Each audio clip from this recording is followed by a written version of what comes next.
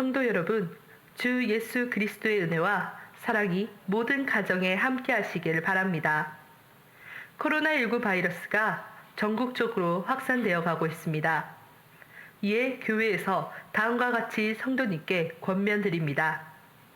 가급적 대면 접촉을 최대한 피해 주시고 국가 방역 시책에 적극 협조 바랍니다. 하나님의 은혜가 더욱 필요한 때입니다. 어렵고 힘든 때일수록 말씀과 기도로 하나님을 찾고 만나기를 힘쓰시길 바랍니다. 사랑과 인내로 마음을 하나로 모아야 할 때입니다. 지체들을 위해서 중보 기도하는데 더욱 힘써 주시길 바랍니다. 교회 소식입니다. 성도님의 안전과 건강을 위하여 금주도 비대면 예배로 드리게 되었습니다. 예배의 다른 소식은 문자를 통하여 전달될 예정입니다. 사랑방별 중보 기도가 진행 중입니다. 예수님의 사랑으로 함께 기도해 주시길 바랍니다. 오늘 11시 예배 후 정기당회가 있습니다. 8월 24일 월요일부터 26일 수요일까지 진행되었던 온라인 말씀 사경회는 하나님의 은혜 가운데 잘 마치었습니다. 예배 영상을 확인하고자 하는 분들은 유튜브에서 센텀 장로교회를 검색하시면 확인하실 수 있습니다. 다른 도움이 필요하신 분은 교회 사무실로 연락 주시면 도와드리도록 하겠습니다. 여러분 40년의 광야 생활이 끝나는 것처럼 코로나 반드시 끝이 납니다. 여러분 이 코로나 끝날 즈음에 하나님께서 이스라엘 민족 두려워 떨고 있는 이 장애물 앞에 요단강 앞에 두려워 떨고 있는 이스라엘 민족을 향해서 두려워하지 말고 무엇을 어깨에 짊어지라고요? 언약궤를 어깨에 짊어지라.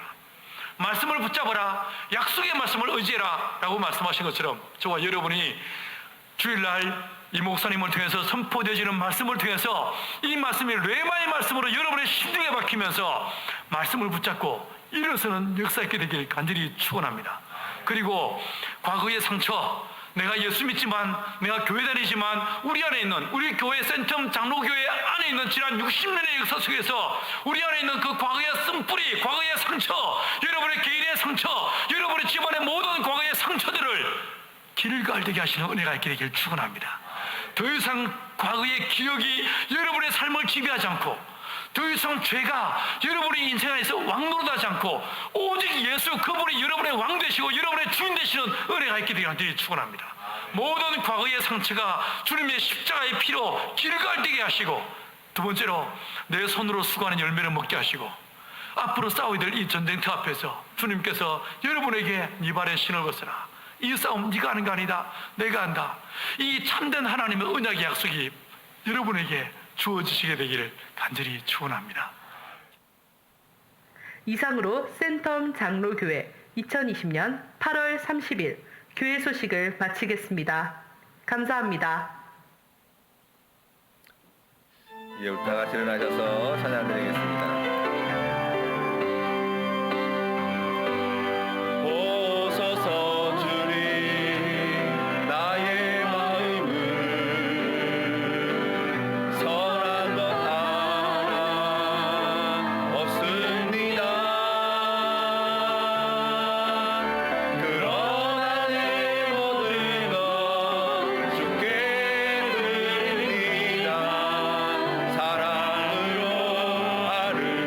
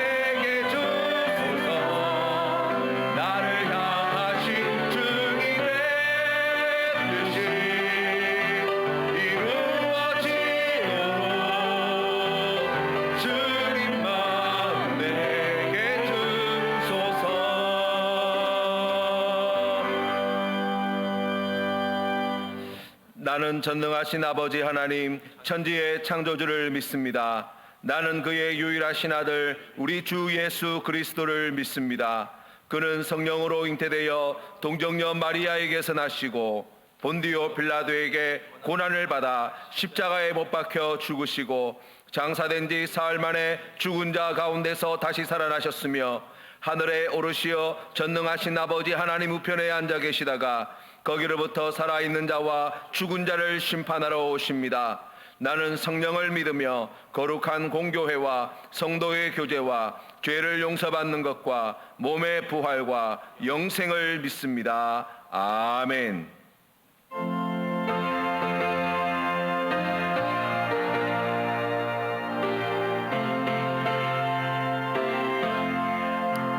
날 대속하신 예수께 내 생명 모두 드리니 늘 진실하게 하소서. 내 구주 예수여 나 구주 위해 살리라. 내 기쁨 한량 없으리. 내 갈 길이 인도하소서. 내 구주 예수여 날 구원하신 예수를 일평생 의지하오니 날 영접하여 주소서. 내 구주 예수여 나 구주 위해 살리라. 내 기쁨 한량 없으리. 내 갈 길이 인도하소서. 내 구주 예수여 주 십자가에 달리사 날 자유하게 했으니 내 몸과 마음을 주 위에 다스게 하소서. 나 구주 위해 살리라. 내 기쁨 한량 없으리.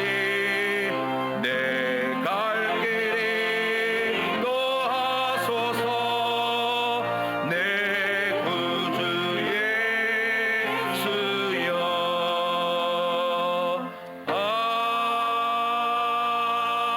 아멘.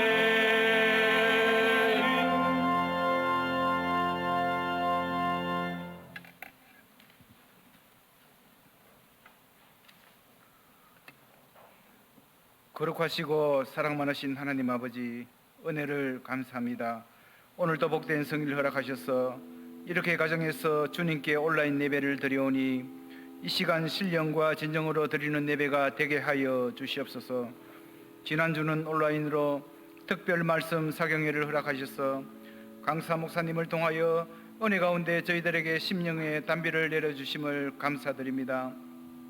주님, 저희들 늘 주님의 사랑 안에 살아가지만 이렇게 죄악 가득한 세상 살아가면서 온전히 주님만 모시며 살아가지 못했고 주님의 계명과 말씀대로 순종하지 못하고 너무나 세상적으로 살아왔음을 고백합니다.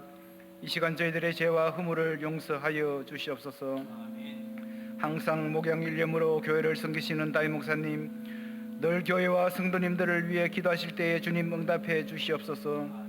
오늘 단위에 세우신 구동무 목사님, 하나님의 말씀을 대언하실 때 갑절의 영감을 허락하셔서 주시는 말씀을 통하여 저희들 큰 은혜 받는 시간 되게 하여 주시옵소서. 이 시간 남성 중창단에 드려지는 특성을 통하여 주님 홀로 영광 받아 주시옵소서. 때를 따라 모든 것을 채워주시는 주님, 저희들이 2차로 유행하는 코로나 전염병으로 인하여 성전에서 마땅히 드려야 할 예배를 또 온라인 예배로 드리게 되었습니다. 온전한 예배를 통하여 존귀와 영광을 받으셔야 할 주님이시지만 그렇게 하지 못하는 저희들의 죄를 용서하여 주시옵소서. 우리는 전역이요 토기장이신 주님, 질그릇 같은 저희들, 우둔하고 지각이 없어 눈이 있어도 보지 못하고 귀가 있어도 듣지 못하는 저희들을 긍휼히 여겨 주시옵소서. 이 코로나 전염병을 통하여 주님의 계획을 저희는 알지 못하지만 저희들을 불쌍히 여겨 주시옵소서. 어서 속히 이 전염병으로부터 자유로워질 수 있도록 주님께서 광야 같은 이 황무한 세상을 고쳐 주시옵소서. 사랑이 풍성하신 주님, 주님의 뜻이 있어 54년 전에 이 제단을 세우시고 늘 은혜 가운데 성령 충만한 교회로 나아가게 하심을 감사합니다. 특별히 주님의 인도하심 속에 54년 동안 눈물로 기도해 오신 믿음의 선배들이 갖고 오신 건강한 터전을 통하여 시온성과 같은 우리 교회로 하나님의 영광이 충만한 교회로 나아갈 수 있도록 은혜를 더하여 주시옵소서. 주님, 저희 제단이 코로나 전염병 가운데서도 더욱더 진정 하나님 한 분만 기쁘게 해드리는 교회, 사랑과 은혜의 풍성한 교회로 나아가길 원합니다. 그리하여 반석 위에 세운 우리 교회를 통하여 모든 성도님들이 교회로부터 흘러나오는 생명수를 마시게 하시고 늘 목마름 없이 우리의 삶이 복되고 참 평안이 넘치도록 늘 인도하시고 간섭하여 주시옵소서. 자비하신 하나님 아버지, 농부가 추수날 알곡과 쭉정이를 가려내듯이 저희들 주님 앞에 서는 그날 알곡처럼 곳간에 들어가게 하시되 꺼지지 않는 불에 태우신다는 쭉정이 같은 신앙이 되지 않도록 저희들 늘 각오를 새롭게 하여 주시옵소서. 우리의 소망 되시는 하나님 아버지, 코로나 가운데서도 저희들의 삶이 초막이나 궁궐이나 늘 주님 모신 것이 하늘나라임을 매일매일 신앙으로 고백하게 하옵소서. 저희들 어떠한 환경에 있더라도 주님과 동행하여 주님만이 참 소망이요 우리들의 삶의 중심이 될 수 있도록 저희들을 인도하시고 간섭하여 주시옵소서. 주님, 이 시간 몸이 불편하거나 각종 질병으로 고생하는 사랑하는 성도님들, 그리고 암 수술을 한 성도님들을 주님 기억하여 주시옵소서. 만병의 의사 되시는 주님, 베데스다 목가에서 38년 된 병자를 고치신 주님의 능력이 임하게 하셔서 이들을 깨끗이 치료하여 주시옵소서. 오늘도 복된 성일 보내게 하시고 주님의 사랑과 감사가 넘치게 하옵소서. 미사옵고 우리를 구원하신 예수님 이름으로 기도하옵나이다. 아멘.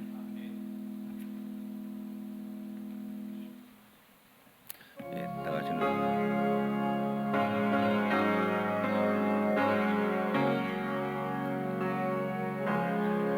주 예수보다 더 귀한 것은 없네. 이 세상 명예와 바꿀 수 없네. 이전에 즐기던 세상 일도 주 사랑하는 맘 맺지 못해.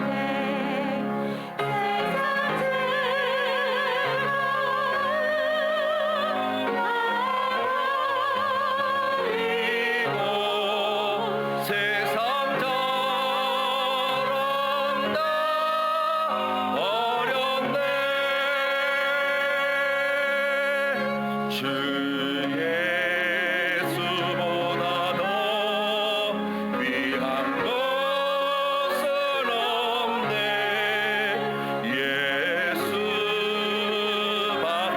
예수밖에는 없네.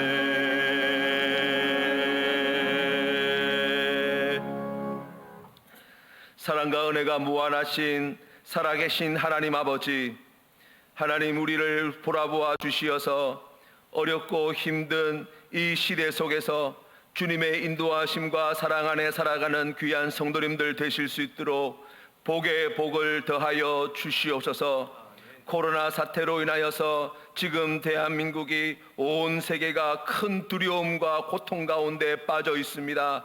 우리가 애쓰고 수고하지만 하나님 아버지, 이것을 막지 못하고 해결하지 못하여서 하나님 아버지 절망 가운데 신음하는 이들이 점점 늘어만 가고 있습니다. 사람들의 마음은 점점 더 두려움에 또한 미움과 원망에 가득 차서 하나님께서 기뻐하시는 의를 이루지 못하고 하나님께서 보시기에 악하고 거짓된 것에 사로잡혀 하나님의 영광을 가리우는 일들이 세상에 넘쳐나고 있습니다. 주님, 우리를 불쌍히 여겨 주시옵소서. 이 고통의 세월 가운데 속에서도 사랑하는 주님의 백성들을 돌보아 주실 때에 삶의 형편들을 펼쳐주셔서 필요한 모든 것에 부족함이 없도록 채워주시옵시고 직장과 가정과 생업을 복되게 하시고 형통하게 하여 주시어서 이 고난의 때에 주님께서 공급하여 주시는 은혜와 사랑에 힘입어 잘 견디며 나아갈 수 있도록 주님 돌보아 주시옵소서. 하나님 아버지, 사랑하는 성도님들이 이 고통의 세월 가운데에 주님의 도우심과 긍휼하심을 구하며 부르짖는 모든 기도의 제목마다 주님 응답하여 주실 때에 크신 사랑과 은혜로 함께하여 주시어서 하나님 아버지, 이 고통의 때가 속히 지나가게 하여 주시옵시고 하나님 아버지, 사랑하는 성도님들의 가정과 직장과 학교와 모든 생업을 주님께서 지켜 보호하여 주옵기를 간절히 바라옵고 원하오니 주여 불쌍히 여겨 주시옵소서. 하나님 아버지, 이 고통과 혼란이 가득한 이 대한민국을 주님께서 긍휼히 여겨 주시사 아버지 하나님, 다시 하나님께서 기뻐하시는 여호와 샬롬의 시대가 도래할 수 있도록 은혜 더하여 주시고 이 때를 위하여 6만 교회와 아버지 하나님 900만 성도가 하나님 앞에 자복하고 회개함으로 나아가게 하여 주시옵시고 다시 거룩한 교회로 거듭난 주님의 몸된 교회를 통하여서 아버지 하나님, 절망과 죽음의 세력이 점점 더 커져가고 있는 이 대한민국의 땅에 새로운 소망의 싹이 삭틀 수 있도록 주님 은혜 내려 주시옵소서. 아버지 하나님, 주님 앞에 믿음으로 드린 예물마다 하나님 크신 사랑과 은혜로 함께하여 주실 때에 드리는 손길마다 아버지 하나님 앞에 드리는 기쁨과 감사의 마음을 기쁘게 연락하시는 하나님께서 천배 만배의 복으로 갚아 응답하여 주시옵시며 삶의 형편들을 돌아보아 주시어서 마음은 원이로되 주님 앞에 드리지 못하는 자들까지도 주님께서 일일이 보살펴 주시어서 기쁨으로 주님께 드리는 복의 복을 더하여 주옵기를 간절히 바라옵고 원하오니 주여 우리와 함께하여 주시옵소서. 간절히 원하옵고 이 모든 것 우리를 구원하신 예수 그리스도의 이름으로 기도드리옵나이다. 아멘.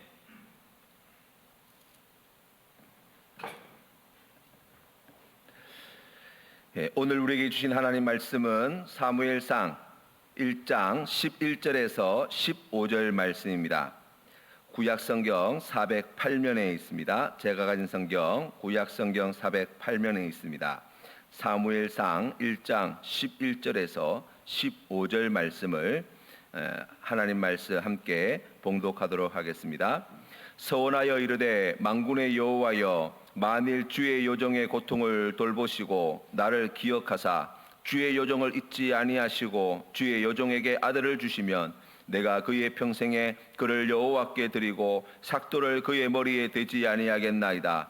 그가 여호와 앞에 오래 기도하는 동안에 엘리가 그의 입을 주목한즉 한나가 속으로 말하매 입술만 움직이고 음성은 들리지 아니하므로 엘리는 그가 취한 줄로 생각한지라. 엘리가 그에게 이르되 내가 언제까지 취하여 있겠느냐, 포도주를 끊으라 하니 한나가 대답하여 이르되 내 주여 그렇지 아니하니이다. 나는 마음이 슬픈 여자라. 포도주나 독주를 마신 것이 아니요 여호와 앞에 내 심정을 통한 것뿐이오니. 아멘.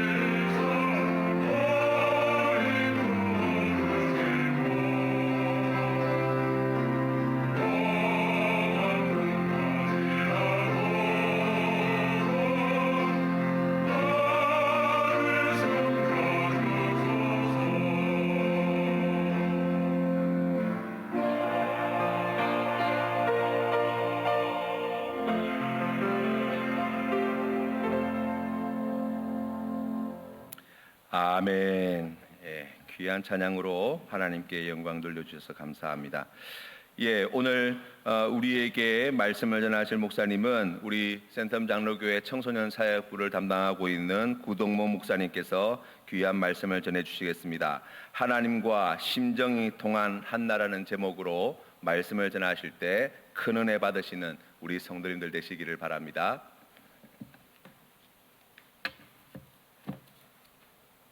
할렐루야.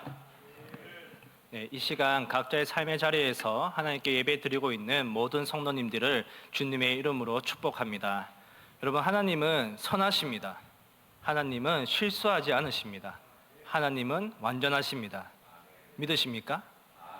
네, 오늘 이 사무엘상 1장 1절의 말씀을 가지고 심정이 통한, 하나님과 심정이 통한 한나라는 제목으로 말씀의 은혜를 나누고자 합니다. 제가 오늘 설교를 준비하기 위해서 기도를 하면서 하나님, 과연 오늘 하나님께서 어떠한 말씀을 전하기를 원하십니까? 하나님, 센텀 장로교회 성도님들에게 어떠한 메시지를 전하기를 원하십니까? 라고 기도를 하는 가운데 하나님께서 제가 2014년도에 학교에서 이제 신대원을 다닐 때 지금 삼일교회에서 심무하고 계시는 그 송태근 목사님께서 오셔서 사경회 때 강의를 한번 해주신 적이 있습니다. 그때 제가 받았던 은혜를 생각나게 하시면서 오늘 이 시간에 그때 받았던 은혜를 성도님들과 나눠야겠다라고 생각을 하면서 제가 오늘 말씀을 준비해 보았습니다. 저는 오늘 말씀을 두 가지 질문을 하면서 시작을 해보려고 합니다. 첫 번째 질문은 우리가 시작이 정말 중요하다는 것을 아는데 이 사무엘서는 왜 시작을 이 임신하지 못하는 한 여인의 이야기로 시작을 하고 있을까라는 질문입니다. 왜 임신하지 못하는 이 한나의 이야기로 사무엘서는 시작하고 있는 것일까? 그리고 두 번째 질문은 그렇다면 이 사무엘상 1장의 내용이 임신하지 못한 이 한나가 기도를 함으로써 하나님께 응답을 받았다는 이야기를 하고 있는 것일까? 그래서 우리들도 어려움이 찾아왔을 때 기도를 하면 하나님께서 응답을 해주신다는 그 기도의 응답 사건을 우리들에게 말하고자 하는 것일까? 라는 것이 저의 두 번째 질문입니다. 물론 눈치가 빠르신 분들은 제가 오늘 그 이야기를 하려고 하는 것이 아니라는 점을 눈치채셨을 것입니다. 오늘 본문 말씀을 한 절 한 절씩 자세히 한번 살펴보면서 오늘 거기에 대한 답을 한번 찾아보기를 원합니다. 먼저 창세기가 아니라 사무엘상 1장 1절 말씀 한번 또 같이 읽어보도록 하겠습니다. 사무엘상 1장 1절 말씀입니다. 시작. 에브라임 산지 라마다임 소빔에 에브라임 사람 엘가나라 하는 사람이 있었으니 그는 여호람의 아들이요 엘리후의 손자요 도우의 증손이요 숲의 현손이더라. 아멘. 족보로 시작하고 있는 것을 볼 수 있습니다. 누구의 족보입니까? 엘가나라는 사람의 족보로 시작을 하고 있습니다. 역대상 6장의 말씀을 보면 엘가나의 족보, 이 엘가나의 가문에 대해서 소개를 하고 있는 것을 볼 수가 있는데요. 세 가지로 설명을 하고 있습니다. 첫 번째는 이 엘가나라는 가문은 레위 지파라고 소개를 하고 있습니다. 그리고 두 번째는 제사의 일을 담당하고 있는 제사장의 가문임을 또 말씀해 주고 있습니다. 그리고 마지막으로 세 번째는 예배 시에 예배를 할 때 하나님께 찬송을 담당하는 가문이라는 것을 이 역대상 6장에서 말씀을 하고 있습니다. 다시 말해서 엘가나라는 이 가문은 레위 지파이며 또 제사장의 집안이며 또 예배 때는 하나님께 이 찬송을 드리는 일을 담당했던 가문이라는 것을 역대기에서는 말씀하고 있다는 것입니다. 여러분이 보시기에 이 엘가나라는 집안, 가문이 어떠한 집안인 것 같습니까? 꽤 나름 괜찮은 가문인 것 같습니까? 아니면 별 볼 것 없는 하찮은 집안으로 생각이 되십니까? 오늘날로 표현하면 이 금수저 집안인 것 같습니까? 아니면 흙수저의 집안인 것 같습니까? 사실 금수저 중에 금수저라고 해도 과언이 아닐 것입니다. 오늘날로 따지면 4대, 5대째 믿음을 지키고 있는 믿음의 가문, 순교자도 있고 막 목사님, 장로님들이 이렇게 있는 그러한 가문, 종교적으로 굉장히 꽤 높은 위치에 있는 가문인 것을 이 말씀을 통해서 알 수가 있습니다. 그런데 이어서 곧바로 2절에서 시작할 때 뭐라고 얘기하고 있습니까? 1장 2절의 말씀을 보면 이렇게 말씀을 하고 있습니다. 그에게 두 아내가 있었으니 이렇게 말씀을 하고 있습니다. 이게 무슨 말이냐? 오늘날로 표현하면 이렇게 표현할 수 있습니다. 목사에게 다른 아내가 있었으니, 목사에게 다른 애인이 있었으니, 다시 말해서 영적으로 굉장히 어두웠고 암흑기였다는 것을 하나님께서는 이것을 통해서 말씀하고 있는 것입니다. 우리가 성경을 읽을 때 두 가지 차원으로 읽을 수가 있습니다. 그 문장이 주는 의미, 문맥의 의미로 우리가 또 하나님께서 주시는 메시지를 받을 수가 있고요. 또 어떠한 의미로 볼 수 있냐면 글의 구성, 글의 배치, 이거를 통해서 또 하나님께서 주시는 메시지를 우리가 받을 수가 있습니다. 1장에서 엘가나의 족보를 하나님께서 말씀하시고 그 이어서 2절에서 곧바로 그에게 두 아내가 있었다 이렇게 배치를 하심으로써 하나님께서 말씀하시고자 하는 것은 이것이 매우 자연스러운 시대였다는 것을 하나님께서는 말씀하고 있다는 것입니다. 나름 종교적으로 꽤 높은 위치에 있는 집안임에도 불구하고 영적으로 굉장히 타락해 있는, 부패해 있는 이러한 모습을 하나님께서는 1절과 2절에서 말씀해 주고 있다는 것입니다. 여러분, 이 사무엘상이 어느 시대인지 혹시 아십니까? 이 사무엘상은 사사시대 말기를 배경으로 하고 있습니다. 사사시대의 말이 어떠했느냐, 어떠한 시대였느냐, 그것을 잘 보여주는 구절이 사사기 마지막 장 마지막 절인데요. 21장 25절 말씀, 사사기 21장 25절 말씀 한번 또 같이 읽어보도록 하겠습니다. 시작. 그때 이스라엘에 왕이 없으므로 사람이 각기 자기의 소견에 옳은 대로 행하였더라. 아멘. 여러분, 뭐라고 얘기하고 있습니까? 그때 왕이 없으므로 각자 자기의 소견대로 행하였다. 다시 말해서 자기 마음대로 행했다고 말씀하고 있습니다. 여러분, 사사시대에 이스라엘의 왕이 있었습니까? 없었습니까? 성경을 좀 아시는 분들은 사사시대에는 왕이 없었지. 사무엘이 나고 그 사무엘이 사울 왕에게 기름을 부음으로써 초대 왕이 세워졌지. 사사기 이 시대 때는 왕이 없던 시대였어 라고 대답할지 모르겠습니다. 이 히브리어의 문장 기법 중에는 말놀이라는 게 있습니다. 워드 플레이라고 하는데요. 예를 들면 이렇습니다. 제가 만약 결혼을 했다고 가정을 해봅시다. 네, 할렐루야. 네, 그 복이 하루빨리 임하기를 간절히 바랍니다. 제가 만약에 결혼을 했는데 방에서 아내와 다툼이 일어났습니다. 그래서 막 큰 소리로 서로 막 이렇게 삿대질하면서 싸웠다고 가정을 해보면 그것을 아버지께서 들으신 겁니다. 들으시고 거실에 나와서 이렇게 말씀하십니다. 그래, 이 집안에는 부모도 없지. 이렇게 말씀을 하셨다고 가정을 해봅시다. 여러분, 여기서 아버지의 말씀이 정말 부모가 없다는 말씀입니까? 아니지 않습니까? 마치 부모가 없는 것처럼 너희들이 그렇게 싸우고 있네 라는 것을 역설적으로 지적을 하시는 것입니다. 이 본문도 마찬가지입니다. 이 말씀도 마찬가지입니다. 이스라엘에 왕이 없으므로, 이게 무슨 말이겠습니까? 여러분, 이스라엘에 왕이 없었던 적이 있습니까? 여호와 하나님께서 이스라엘에 단 한순간도 왕이 아니셨던 적이 있습니까? 그러면 이 말씀이 무슨 의미겠습니까? 정말 왕이 없었다는 것이 아니라 이스라엘의 모든 백성들이 마치 하나님이 없는 것처럼 하나님을 왕으로 삼지 않고 자기 자신이 삶의 주인이 되어서 왕이 되어서 자기 마음대로 살았다는 것을 하나님께서는 지적을 하고 계신 것입니다. 역설적으로 표현을 하고 계신 것입니다. 여러분, 이 사사기 마지막 장 마지막 절을 써내려갈 때 하나님께서 이것을 쓰실 때 하나님의 마음이 어떠했을까요? 하나님의 심정이 느껴지십니까? 오늘날은 어떻습니까? 하나님께서 우리들을 보시고 어떻게 평가를 하실 것 같습니까? 우리 센턴 장로교회를 보시면서 하나님께서 어떠한 평가를 내리실 것 같습니까? 센텀 장로교회에는 왕이 없으므로 각자 자기의 소견대로 행하였더라 라고 말씀을 하실 것 같습니까? 아니면 센텀 장로교회는 왕이 있으므로 왕의 말씀대로 그대로 행하더라 라고 평가를 하실 것 같습니까? 간절히 바라옵기는 센텀 장로교회는 하나님께서 평가를 하실 때 센텀 장로교회는 왕이 있으므로 왕의 말씀대로 그대로 행하더라 라고 평가받는 그런 교회가 되기를 주님의 이름으로 축원합니다. 여러분, 우리가 정말 이 말씀 앞에 우리 자신을 한번 점검해 볼 필요가 있습니다. 내가 하나님을 믿는다고 하면서 내 소견대로 행하고 있진 않는가? 나의 경험, 나의 판단, 나의 생각으로 살아가고 있진 않는가? 내가 하나님을 믿는다고 하면서 하나님을 왕으로 삼고 있지 않은 것은 아닌가?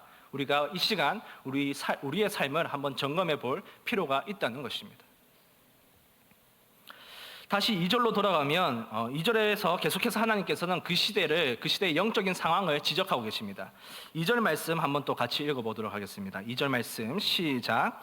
그에게 두 아내가 있었으니 한 사람의 이름은 한나요, 한 사람의 이름은 브닌나라. 브닌나에게는 자식이 있고 한나에게는 자식이 없었더라.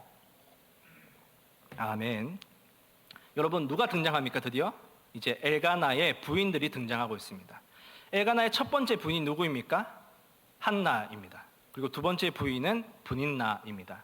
그리고 이 2절에서 그 순서대로 제대로 설명을 하고 있습니다. 한나를 먼저 소개하고 있고 그 이어서 브닌나를 소개를 하고 있습니다. 그런데 참 재밌게도 아이러니하게도 이 한 절이 끝나기도 전에 이 순서가 뒤바뀌어 버리고 있다는 것을 2절을 통해서 볼 수가 있습니다. 2절 마지막에 어떻게 얘기하고 있습니까? 브닌나에게는 자식이 있고 한나에게는 자식이 없었더라라고 말씀하고 있습니다. 순서가 뒤바뀌어져 버리고 있습니다.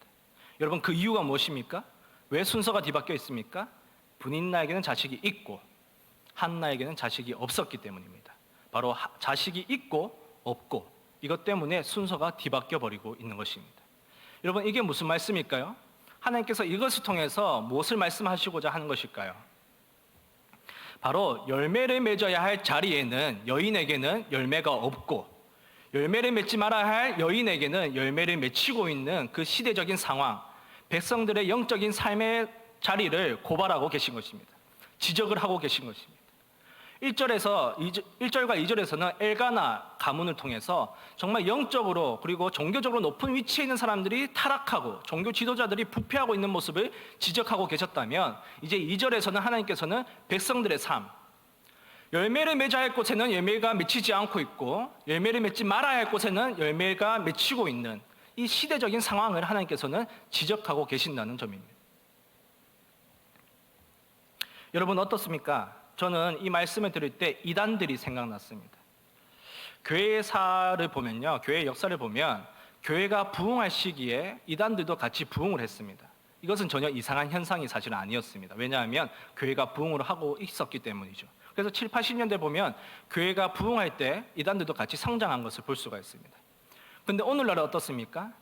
정통교회가 위기라고 얘기하고 있습니다. 교세가 점점 위축되고 있다고 평가하고 있습니다. 그래서 다음 세대가 점점 없어지고 있다. 한국교회 지금 위기다라고 얘기를 하고 있습니다. 그런데 이단들은 지금도 부흥을 하고 있습니다. 이단들은 지금도 열매를 맺고 있습니다. 열매를 맺어야 할 정통교회는 열매를 맺지 못하고 있고 오히려 거짓 복음을 전하고 있는 이 이단들은 열매를 맺어가고 있다는 것입니다. 여러분, 이 1절과 2절에서 하나님께서 지적하고 계시는 그 시대의 상황이 오늘날 우리들과 너무 닮아 있지 않습니까? 우리들의 모습처럼 보이진 않으십니까? 이어서 3절 말씀 한번 같이 보도록 하겠습니다. 3절의 말씀입니다. 시작. 이 사람이 매년 자기 성읍에서 나와서 실로에 올라가서 만군의 여호와께 예배하며 제사를 드렸는데 엘리의 두 아들 홈니와 비느하스가 여호와의 제사장으로 거기에 있었더라. 아멘. 이 사무엘상 1장 2절과 3절의 이 글의 구조를 학자들은 병치 구조라고 얘기를 합니다. 병치 구조. 다시 말해서 이 병치 구조가 무엇이냐? 쉽게 얘기해서 똑같은 패턴이 계속 반복되는 것을 병치 구조라고 합니다. 그래서 2절과 3절에서 이 똑같은 패턴이 계속 반복되고 있다는 것을 학자들은 얘기를 합니다.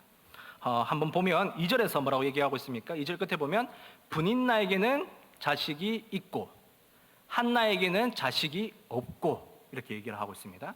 그리고 이제 3절 마지막에 보면 엘리에게는 제사장으로 두 아들이 있고 이렇게 얘기를 하고 있습니다. 자, 다시 한번 말씀드리겠습니다. 2절에서 브닌나에게는 자식이 있고 한나에게는 없고 그리고 3절에서는 이 엘리에게는 제사장으로 두 아들이 있고 그럼 여기에 뭐가 들어가야겠습니까? 똑같은 패턴이라면 무언가가 없다는 말이 들어가야 한다는 것입니다. 이게 병치 구조라는 것입니다. 근데 정말 재밌게는 하나님께서 이 부분을 마지막 부분을 빈칸으로 만들어 놓으셨습니다. 그래서 오늘 말씀의 핵심은 사실 이 빈칸을 찾는 것에 있습니다. 여러분 재밌지 않습니까? 저만 재밌습니까? 네. 4절과 이어서 5절 말씀 한번 또 읽어보도록 하겠습니다. 시작. 엘가나가 제사를 드리는 날에는 제물의 분깃을 그의 아내 브닌나와 그의 모든 자녀에게 주고 한나에게는 갑절을 주니 이는 그를 사랑함이라. 그러나 여호와께서 그에게 임신하지 못하게 하시니. 아멘. 남편 엘가나가 누구를 더 사랑하고 있습니까? 한나를 더 사랑하고 있습니까? 아니면 브닌나와 그의 자식들을 더 사랑하고 있습니까? 한나를 더 사랑하고 있다는 것을 우리는 말씀을 통해서 알 수가 있습니다. 어떻게 알 수가 있습니까? 한나에게는 이 제물의 분깃을 갑절로 주고 있는 이 모습을 통해서 이 남편 엘가나가 한나를 정말 사랑하는구나라는 것을 알 수가 있습니다. 근데 여러분, 중요한 것은 이 갑절의 사랑을 받고 있는 이 한나가 이 남편의 사랑이 한나에게 위로가 됩니까? 아니면 위로가 되지 못하고 있습니까? 전혀 위로가 되지 못하고 있습니다. 남편에게 그만큼의 사랑을 받으며 좀 행복하게 위로가 되면서 살아갈 만한데 전혀 위로가 되지 못한다는 것을 본문을 통해서 알 수가 있습니다. 그러면 저 한나의 깊은 내면에 있는 슬픔은 과연 무엇인가? 무엇 때문에 한나가 이렇게 슬퍼하고 있는 것인가? 여러분, 한나가 왜 이렇게 슬퍼하고 있습니까? 왜 이렇게 아파하고 있습니까? 남편의 사랑을 많이 받음에도 불구하고 왜 이렇게 슬퍼하고 있습니까? 자식이 없어서입니까? 그렇게 생각하셨다면 반만 맞추신 겁니다. 50점 대답입니다. 50점. 5절과 6절에서 보면 동일하게 나오는 말씀이 있습니다. 그것은 바로 여호와께서 그에게 임신하지 못하게 하시니라는 말이 반복적으로 나오고 있는 걸 볼 수 있습니다. 반복은 강조를 뜻합니다. 다시 말해서 하나님께서 강조하고 계신 것입니다. 내가 한나를 일부러 임신하지 못하게 했다. 이것을 강조하고 계신다는 것입니다. 여러분, 우리가 한나의 이 슬픔을 제대로 이해하기 위해서는 히브리인들의 이 잉태 사상을 제대로 알 필요가 있습니다. 물론 오늘날 그리스도인들도 아이를 가지고 출산하는 것을 하나님의 은혜라고 생각을 합니다. 이 당시 히브리인들도 마찬가지였습니다. 하나님께서 자기 자신이 잉태하고 그리고 출산하는 것을 전적으로 하나님의 주권 아래 있다. 이게 하나님께 달린 일이다라고 굳게 믿고 있었습니다. 그러다 보니까 임신을 하지 못하면 그럼 어떻게 생각했겠습니까? 어떠한 인식이 있었겠습니까? 임신을 하지 못하는 여인에게? 임신을 하지 못하는 여인은 하나님께 버림받은 존재이다. 임신을 하지 못하는 여인은 하나님께로부터 끊어진 존재, 관계가 단절된 존재, 하나님께로부터 저주를 받은 존재라는 인식이 있었다는 것입니다. 그래서 한나가 단순히 자식이 없어서 슬퍼하고 있는 것이 아니라 자식이 없는데 그 자식이 없다는 것은 바로 내가 하나님께로부터 단절된 존재가 혹시 아닌가, 내가 하나님께로부터 버림받은 존재가 아닌가, 내가 하나님께로부터 저주를 받은 존재가 혹시 아닌가라는 그러한 인식 때문에 한나가 힘들어했다는 것입니다. 슬퍼했다는 것입니다. 남편의 사랑을 갑절로 받음에도 불구하고. 여러분, 브닌나를 보면 우리가 굉장히 못된 여자라고 생각하죠. 성품이 왜 이래 못됐어. 자기가 좀 자식을 가지고 있으면 좀 그래도 너그럽게 좀 품어주고 하지. 없는 애를 왜 이렇게 더 괴롭혀. 이렇게 생각을 할 수 있지만 사실은 브닌나는 굉장히 평범한 여인이었습니다. 브닌나가 왜 한나를 그렇게 괴롭혔겠습니까? 왜 하찮게 여겼겠습니까? 바로 이 브닌나에게도 한나는 하나님께로부터 버림받은 존재라는, 하나님께로부터 저주받은 존재라는 그 인식이 명확하게 있었기 때문에. 다시 말해서 이제 한나가 이렇게 슬퍼하고 있는 이유는 단순히 아이가 없어서가 아니라 그 차원을 넘어서서 하나님과의 이 관계의 문제, 내가 하나님께로부터 끊겨진 존재가 아닌가라고 하는 이 인식, 이 관계의 문제 때문에 슬퍼하고 있었다는 것입니다. 그런 애통한 심정으로 한나는 하나님께 기도를 하고 있었습니다. 슬픈 마음을 가지고 하나님께 기도를 하고 있었습니다. 그리고 그 모습을 엘리 제사장이 보게 됩니다. 그러자 엘리가 뭐라고 얘기합니까? 한나가 그 기도하는 모습을 술 취한 줄로 착각을 합니다. 그래서 그 한나에게 포도주를 끊어라. 네가 언제까지 취했을 것이냐 이렇게 말을 합니다. 자기 자신을 취한 줄로 여기는 이 엘리 제사장에게 한나가 뭐라고 대답을 하고 있습니까? 오늘 본문 15절 말씀입니다. 15절 말씀 한번 같이 읽어보도록 하겠습니다. 시작. 한나가 대답하여 이르되 내 주여 그렇지 아니하니이다. 나는 마음이 슬픈 여자라 포도주나 독주를 마신 것이 아니요 여호와 앞에 내 심정을 통한 것뿐이오니. 아멘. 술 취한 줄로 아는 엘리에게 한나는 뭐라고 대답을 하고 있습니까? 내가 하나님과 심정이 통한 것뿐이다, 이렇게 얘기를 하고 있습니다. 여러분, 심정이 통했다는 게 무엇입니까? 마음이 통했다는 게 무슨 말입니까? 우리가 이것을 제대로 이해하기 위해서는 한나의 기도 속으로 들어갈 볼 필요가 있습니다. 한나의 기도는 10절과 11절에 나오고 있는데요. 10절과 11절 말씀 한번 또 마지막으로 같이 읽어보도록 하겠습니다. 시작. 한나가 마음이 괴로워서 여호와께 기도하고 통곡하며 서원하여 이르되 만군의 여호와여, 만일 주의 여종의 고통을 돌보시고 나를 기억하사 주의 여종을 잊지 아니하시고 주의 여종에게 아들을 주시면 내가 그의 평생에 그를 여호와께 드리고 삭도를 그의 머리에 대지 아니하겠나이다. 아멘. 여러분, 이 한나의 기도에 혹시 이상한 점이 느껴지십니까? 이상한 게 보이십니까 혹시? 한나가 아까 뭐 때문에 힘들어하고 있다고 했습니까? 뭐 때문에 슬픔에 차 있다고 했습니까? 아이를 갖지 못해서, 그리고 아이를 갖지 못한다는 것은 하나님께로부터 버림받은 존재, 저주받은 존재라는 그 인식 때문에 힘들어하고 있다고 했습니다. 그러면 한나의 문제가 해결되기 위해서는 어떻게 하면 됩니까? 무슨 일이 일어나면 됩니까? 한나가 아이를 가지기만 하면 됩니다. 아이를 가지고 출산하기만 하면 한나의 모든 문제는 해결이 됩니다. 해피엔딩으로 이 장의 이야기는 끝이 날 수가 있습니다. 그런데 아이러니하게도 한나는 거기서 한 걸음 더 나아가고 있는 것을 볼 수가 있습니다. 하나님께서 자식을 주시면, 아들을 주시면 제가 그 아들을 나실인으로서 하나님께 바치겠습니다. 드리겠습니다. 라고 기도를 하고 있습니다. 아이러니하지 않습니까? 왜 이렇게 기도를 하고 있는 것인가? 바로 여기에 비밀이 있다는 것입니다. 바로 여기에 심정이 통한다는 이 말의 의미가 담겨져 있다는 것입니다. 여러분, 마음이 통했다, 심정이 통했다는 게 무슨 말입니까? 내가 상대방의 마음을 알고 상대방이 나의 마음을 아는 것을 우리는 심정이 통했다, 마음이 통했다라고 이야기를 합니다. 다시 말해서 한나가 15절에서 아까 내가 하나님과 심정이 통했다라고 얘기를 하고 있는데 그게 무슨 말입니까? 그러면 한나가 기도를 하는 가운데 하나님께서 한나의 마음을 알아버리셨고 또 한나도 그 기도를 하는 가운데 하나님의 마음을 알아버렸다는 것입니다. 무엇을 알았기에 한나는 이런 기도를 드리고 있는 걸까요? 자신의 하나뿐인 그 아들을, 정말 어렵게 얻을 수 있는 그 아들을 하나님께 바치겠다고 하는 것일까요? 바로 한나는 하나님의 그 슬픈 마음을 깨달은 것입니다.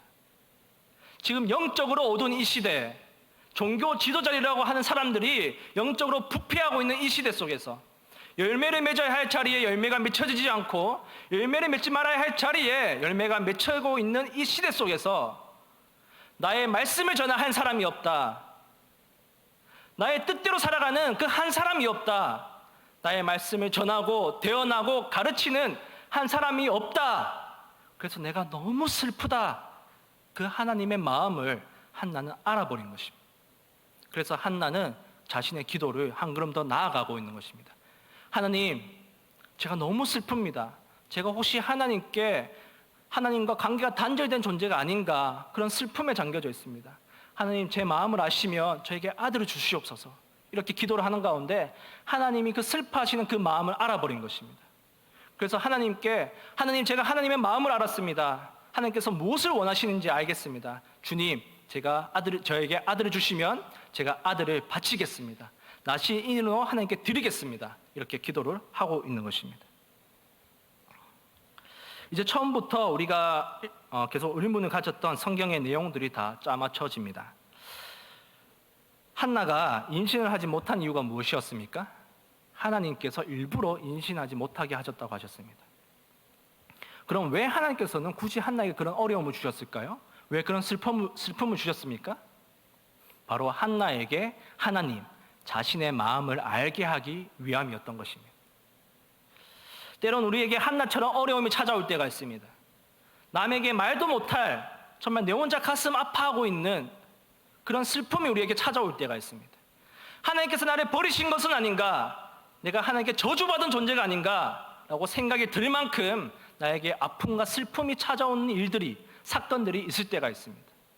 오늘 본문에 비춰보면 하나님께서 왜 그런 일들을 우리에게 허락하셨습니까? 왜 주셨습니까? 바로 그 사건을 통해서 하나님 자신의 마음을 알게 하기 위함임을 저는 믿습니다. 혹시 어려운 일이 있으십니까? 혹시 하나님께 버림받은 존재가 아닌가라고 생각이 들 정도로 여러분의 마음을 아프게 하는 일들이 있습니까? 저는 그 사건을 통해서 하나님의 마음을 아는, 하나님과 심정이 통해지는 사건이 일어나기를 주님의 이름으로 축원합니다. 아까 병치구조 이야기를 했습니다. 분인나에게는 자식이 있고 한나에게는 자식이 없고 엘리에게는 두 아들이 제사장으로 있고, 여기는 무언가가 없다고 했는데 여기에 뭐가 들어가는 거겠습니까? 그러면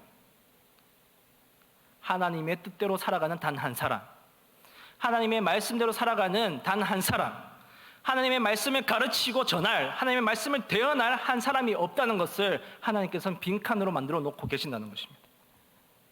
여러분, 오늘날도 마찬가지 아니겠습니까? 사사시대 말기와 오늘날 우리들이 뭐가 다르겠습니까?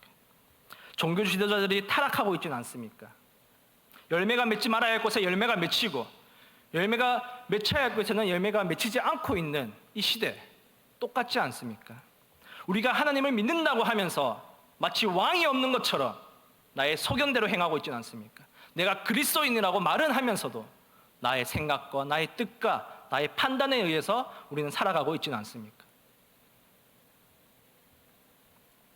오늘 하나님께서 이 한나에게 비추셨던 말씀, 마음, 또 요청을 오늘날 우리 센터 장로교회도 똑같이 하고 있다고 저는 믿습니다. 지금 나의 말을 전해줄 사람이 한 명도 없다. 나의 말에 순종하는 사람이 한 명도 없다. 나의 뜻을 가르치고 대언할 사람이 한 명도 없다. 네가 한번 해보겠니? 라고 요청하시는 그 하나님의 요청에 아멘으로 화답하는 저와 여러분이 되기를 주님의 이름으로 축원합니다. 여러분, 이 시대, 이 사사마엘 시대 때 정말 영적인 암흑기였던 이 시대 때 이스라엘이 어떻게 회복되었습니까? 무엇으로 이스라엘이 회복되었습니까? 국방력이 강해져서, 군사가 많아져서 이스라엘이 회복되었습니까? 돈이 많아져서 백성들이 잘 먹고 잘 살게 되면서 이스라엘이 회복되었습니까? 천만의 말씀입니다. 이 사무엘 단 한 사람이 브에셀바부터 단까지 하나님의 말씀을 대언하며 하나님의 말씀을 가르칠 때 이스라엘은 회복되었습니다. 지금 코로나로 인해서 한국교회가 위기라고 얘기하고 있습니다. 위기 맞을 수 있습니다. 근데 죄송한데 교회에 나와서 예배를 드리지 못해서 위기가 아닙니다. 우리가 대면 예배가 아니라 비대면으로 온라인으로 예배를 드려서 위기가 아닙니다. 사사시대 때는 제사를 안 드렸을 것 같습니까? 사사시대 때는 하나님께 예배를 안 드렸을 것 같습니까? 열심히 드렸습니다. 근데 그 위기가 제사를 드리지 않아서가 아니라는 것입니다. 오늘날 우리들도 마찬가지입니다. 한국교회 위기 맞습니다. 뭐 때문에 위기입니까? 정부가 탄압해서 위기입니까? 아니라는 것입니다. 하나님의 말씀대로 살아가는 단 한 사람, 하나님의 뜻을 가르치고 전하는 한 사람, 하나님의 말씀에 그냥 순종하는 그 한 사람이 없기 때문에 한국교회가 위기인 것입니다. 오늘 이 시간 정말 우리가 말씀 앞에서 정말 무릎 꿇고 회개하는 시간이 되었으면 좋겠습니다. 내가 하나님을 믿는다고 하면서 하나님, 제가 그리스도인이라고 하면서 마치 왕이 없는 것처럼 내가 내 자신의 삶의 주인이 되어서 왕이 되어서 나의 소견대로 행하고 살았었습니다. 주님, 저를 불쌍히 여겨 주시옵소서. 주님, 저를 용서하여 주시옵소서. 하나님, 이 시간 말씀을 통해서 하나님의 마음을 알았습니다. 하나님과 심정이 통했습니다. 주님, 저를 받아 주시옵소서. 주님, 저를 사용하여 주시옵소서. 주님, 이 시대의 사무엘로서 저를 사용하여 주시옵소서. 라고 고백하는 저와 여러분이 되기를 주님의 이름으로 축원합니다. 그래서 센텀 장로교회를 통해서 이 부산이 회복되어지고 이 나라가 회복되어지며 이 전 세계가 회복되어지는 역사가 일어나기를 주님의 이름으로 축원합니다. 기도하겠습니다. 우리의 왕이 되신 하나님, 오늘도 각자의 삶의 자리에서 하나님께 예배드리게 하심을 감사드립니다. 주님, 이 시간 회개합니다. 저희가 하나님을 믿는다고 하면서도 마치 왕이 없는 것처럼, 하나님이 없는 것처럼 저희들의 소견에 옳은 대로 살았음을 고백합니다. 주님, 저희들을 용서하여 주시고 이 시대를 향한 하나님의 마음을 알았사오니 주님, 저희가 이 시대의 사무엘이 되어서 하나님의 말씀에 순종하고 하나님의 말씀을 땅끝까지 전하고 가르침으로써 이 땅에 회복되는 역사가 일어나도록 주님께서 은혜 더하여 주시옵소서. 이제는 예수 그리스도의 은혜와 하나님 아버지의 그 크신 사랑하심과 성령님의 감화 감동 인도하심이 하나님과 심정이 통해 이 시대의 사무엘로서 살아가겠다고 다짐하고 고백하는 모든 성도들의 머리 위에 이제로부터 영원히 함께 하시기를 간절히 축원하옵나이다. 아멘. 아멘.